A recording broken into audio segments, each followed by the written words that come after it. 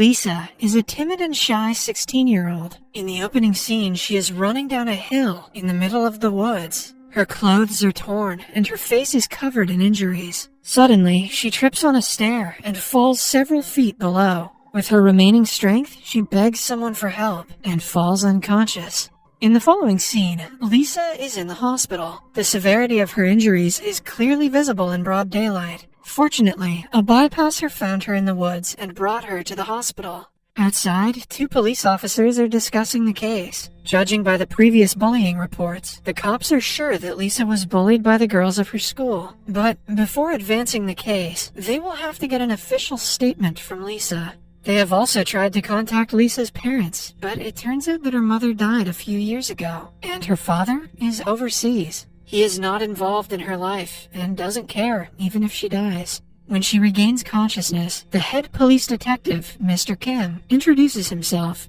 He asks her several questions about her health and the incident that happened yesterday, but Lisa remains quiet throughout the interrogation. They are interrupted by her homeroom teacher, Miss Lee. She urges the officer to go away and let the girl rest for a while. Malice is clear in her intention when she tries to stop Lisa from giving away who actually did this to her. Mr. Kim then notices three middle-aged women in the doorway. They are the mothers of the girls who are suspected of bullying Lisa. He figures that they want to threaten Lisa or bribe her into not saying anything. He asks them to go away, since they are legally not allowed to meet the victim, but the women are persistent. Their husbands are people with power and money, which makes them believe their daughters can get away with anything. Mr. Kim states that their daughters were the ones who called Lisa to the mountain, but the mothers nonchalantly claim that the girls were just hanging out. When the argument gets heated, Lisa asks them to go away because she wants to rest. After the incident, the homeroom teacher, Miss Lee, meets the school principal. Both of them know very well that Lisa was bullied.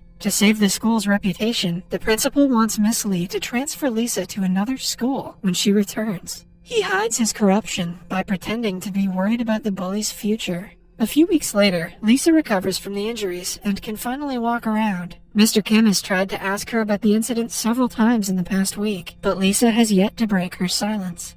Due to lack of proper evidence, the case is handed to some counseling guidance teacher, and the bullies are let free again. One night, Lisa lets negative thoughts get the best of her. She tries to commit the unthinkable, but has to stop when a lady walks into her room. The lady is the counseling guidance teacher, Miss Soo Yeon. Soo Yeon has seen a lot of students like Lisa and helped them live after being traumatized by similar incidents. She isn't like any normal guidance teacher. She was also bullied in school and knows how it feels to be weak. Hence, she helps her students take revenge on the bullies. Initially, she doesn't seem to feel sorry for Lisa. She makes her remember the events of the night, which in turn makes Lisa break down crying. When she calms down, Soo Yeon asks her to stay alive until she returns again. On the day Lisa is being discharged, she is visited by the leader of the bullies, Yeon. She has brought her new school uniform, knowing that her old one is torn. The girl shows no remorse for almost killing Lisa and tells her she's better off dead. Before leaving, she also threatens her to stay away from the police. After she leaves, Soo Yeon enters the room. Having heard the entire conversation, she brings Lisa to her house and helps her settle in. After that, Lisa goes to the neighborhood where her mother used to live. Before her death, she is reminiscing about her past when a passerby catches her attention. She follows the girl and soon finds out that she is her identical twin, Jenny. Lisa tries to reunite with her, but Jenny walks away, uninterested. It is revealed that the girl's parents got divorced before they were born. The couple was not on good terms, so the father never wanted anything to do with Lisa and Jenny. But with time, the mother's financial condition got weaker. Hence, she left Lisa at her father's home and started living with Jenny. The sisters never met after the incident, and Lisa had to live with her father, who thought of her as a burden. The next day, Soo Yeon follows Jenny to a convenience store and notices her shoplifting. She stops her outside and asks her for help. Even when told that her sister was almost bullied to death, Jenny remains uninterested in the conversation. She only agrees to help when Soo Yeon offers her money. In the evening, the three meet at Soo Yeon's house. She suggests they live together for a week or so until the plan comes to a conclusion. Jenny is not a fan of the idea, but agrees to do it anyway. But then, she is told that she will have to go to school as Lisa to teach the bullies a lesson.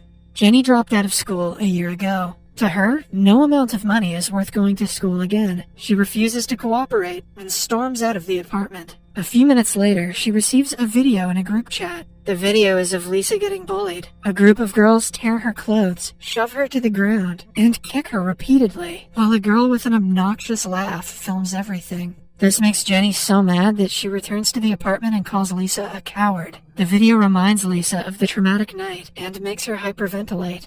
Seeing her twin in such a condition, Jenny cannot help but feel bad for her.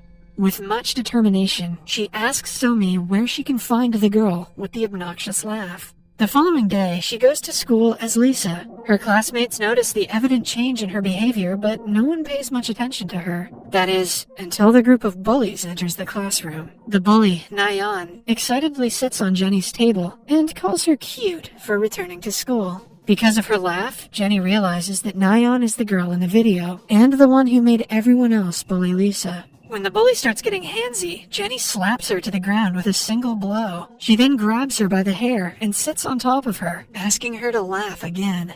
Following that, she shoots a video of her while choking her simultaneously. Her bully friends can do nothing but retreat in fear. They only stop when Miss Lee interferes. She takes them to a private room to discipline them, but Jenny isn't someone who obeys teachers. When she and Miss Lee are alone, she approaches her with a pen, subtly threatening to stab her. Miss Lee stammers in fear as Jenny calls her out for being unfair to Lisa. Later that day, Jenny returns home and shows Lisa the video of Nayeon. Lisa doesn't know how to feel about it because she doesn't support violence, even when it's projected towards her biggest bully. Somi warns Jenny to not do anything of such sort again because it might get her sister in trouble. She should have seen the stabby pen scene. The next day is the twins' birthday. They get themselves a cake and bond for the first time in their lives. Lisa tells Jenny how hard her life has been because she never got any kind of love from her parents. Jenny sympathizes with her since life in poverty with her mother has also not been ideal. The next morning, Jenny is asleep, so Lisa decides to go to school on her own. She believes that since Nayeon was taught a lesson, she won't mess with her again.